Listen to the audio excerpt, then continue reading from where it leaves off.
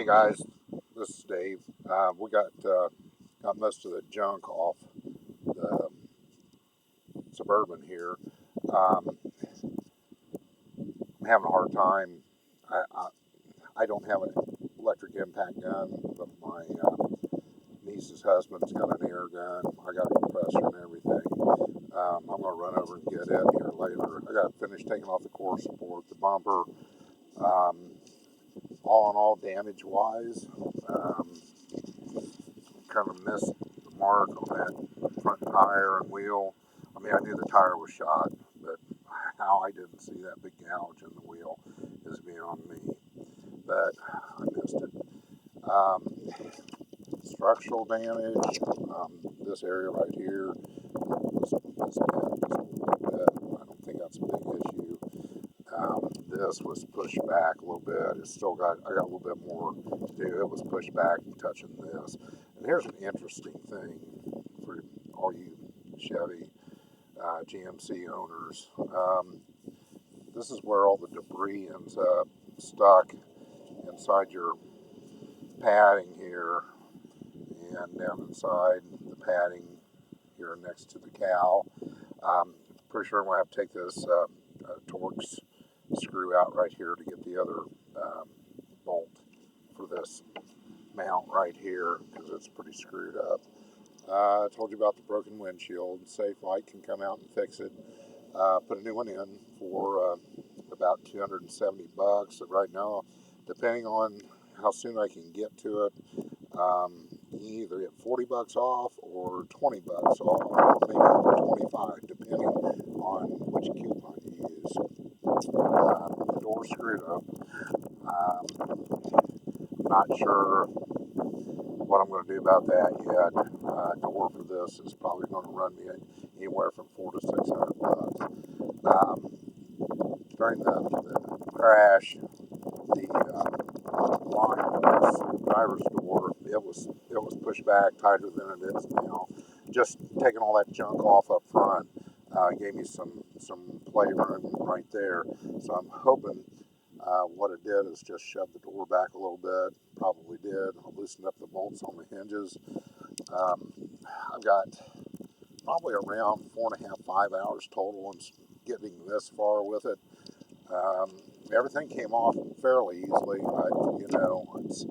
I still, like I said, I've got to get the core support off and that bumper, and I have to throw down some fresh step because I don't have any oil dry or anything like that right now. So not only does it absorb spills, but it smells good too.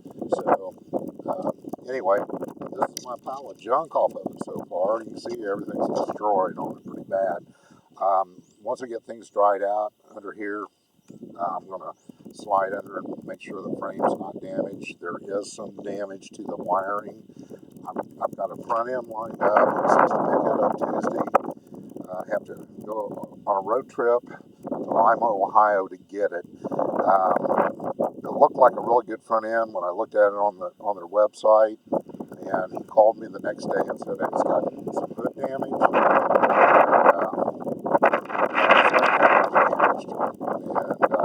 Here's what I'll do. Sorry about the wind too. Here's what I'll do. I've got a brand new fender a customer never picked up. I'll sell you the front, complete front end, everything, cooling, heat, everything's in.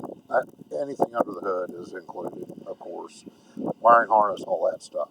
So anyway, he said, I'll give you a brand new fender, no charge, just same price, everything. I said, well, what about the hood? He said, I can get you a hood for $175, my cost. So I'm going to look at the damage on the hood when I get there. He's going to have the hood ready for me. He ordered it in, and going to take a look at that while I'm up there and make a decision at that point. He's cool one way or another, which is great. I'm hoping that I can get this thing squared away to some point where I can try to start it. That's another issue. I'm going to have to deal with the wiring first and things like that before I get too deep into it. Want to make sure that nothing shorts out, anything like that. Um, Trying to think what else. The passenger side fender is good. It's going to work. So basically, I need 3/4 front, and I'll have some extras, I guess. Maybe I can sell some of that stuff. Not sure. Like I was telling you before, here's the bottom of the fender, and look where all your debris and tree droppings and little twigs and all that good crap ends up down in the bottom of your fender. That's actually the front corner of it. Um, anyway, that's talk about rust spot. There it is. So anyway, that's what we're looking at right now. Um, I'll get this cleaned up underneath here. A lot of plastic parts falling out everywhere. Get that core support off, and I'll probably load up all this metal and all that crap in the truck, and we'll see what happens from that point. But so far, knock on wood, I'm not really seeing any significant damage to anything else. But we know how that goes sometimes. So one thing I'm not real happy about, I don't know if this person just didn't take care of it very well. I mean, the inside looks really clean. The oil is a little bit on the dirty side. Looks like maybe it hadn't been changed in a while. Transmission fluid looks a little dark also. And, given the type of vehicle this is, they might have towed something with it. I'm not sure. 110,000 miles. I think right now would be the perfect opportunity to put some new plugs in it. That's, man, talk about an easy change. It's right there. I do need an air box, or where it goes in, right here. Obviously, that's smashed. I'm not sure if I get hoses and all that stuff with the new front. I'll find out when I get there on those two. But this is it so far. I am going to have to get a new wheel, obviously. I'm not going to spend the money to repair it, I do need an airbag, and I'll price those anywhere from $200 to $300. So we'll find out what happens with that. Also, guy where I'm getting the front clean says he's got a steering airbag for it. Other than that, save the front end and the door. This is a pretty nice looking Suburban. So do another quick look now.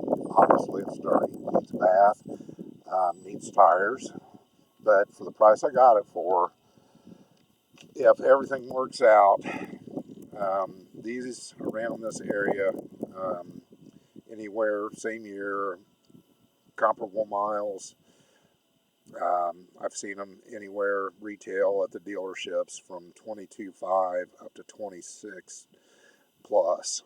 So I'm hoping that I can get this thing back on the road. I don't intend to sell it. I intend to keep it. We got 5 grandkids living with us. This has got the third row seat, 2 DVD players. We'll go into that later. But, maybe at some point down the road. Basically, I bought this because, 1, we wanted one. 2, we needed one. We got a Cadillac that just doesn't have enough room, SRX. So I get this up and running, get it inspected, get it on the road. I'm going to sell the Cadillac. So it's a nice vehicle also. It's got a lot of miles on it, about 160, but it runs like a champ. And nice clean interior, got all kinds of goodies on it. It's got the big super sunroof on it that it just goes on forever. So more about that later. But, it's a work in progress. And we'll hopefully get this thing going here, maybe in a couple weeks or so. All right, well, all you guys that got project cars, I hope you're going well. Things are going well for you guys so far. I'm not complaining, other than it's supposed to rain again today. So, all right, well, everybody have a good one, and I'll update as soon as I can.